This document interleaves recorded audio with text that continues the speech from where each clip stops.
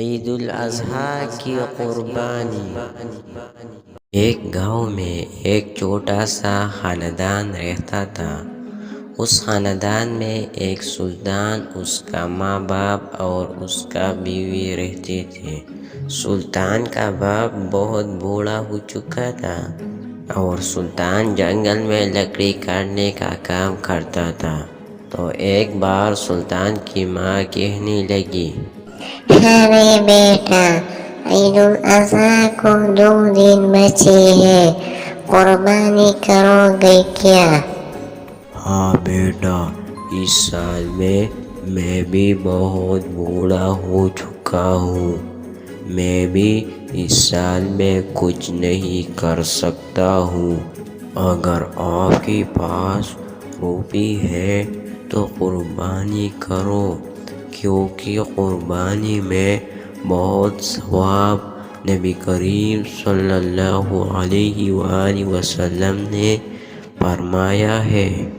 ارے باپ، میں اس قربانی کرنے کا پورا کوشش کروں گا، مگر میں جب جنگل میں لکڑی کاٹتا ہوں تو اسی روپوں سے صرف ہمارا گھر چلتا ہے اور میرے پاس کچھ روپے نہیں بچتے، مگر میں پھر بھی زیادہ کام کروں گا اور قربانی کے لیے بہت زیادہ محنت کروں گا۔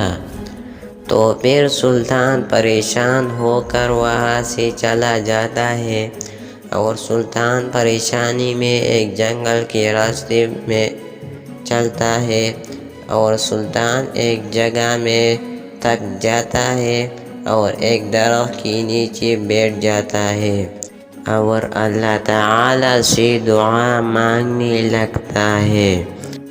تو اچانک سلطان کے سامنے ایک پری آتی ہے اور سلطان سے بولنے لگتی ہے، یا سلطان، کیا آپ کو مدد کی ضرورت ہے؟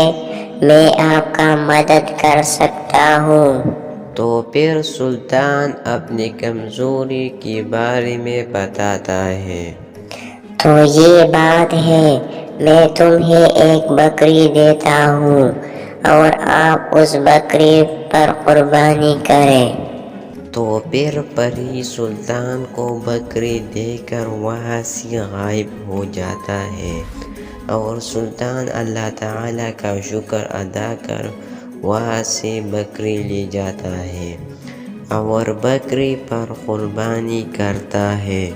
تو پیارے دوستو، اس کہانی سے ہم نے یہ سبق لیا کہ ہم اگر کسی چیز کو دل سے چاہیں تو وہ اللہ تعالیٰ ہمیں ضرور دیتا ہے۔ پیارے دوستو، اگر یہ ویڈیو پسند آئی ہے تو اس ویڈیو کو لائک کریں اور دوسرے ویڈیو دیکھنے کے لیے ہمارے چینل کو سبسکرائب کریں۔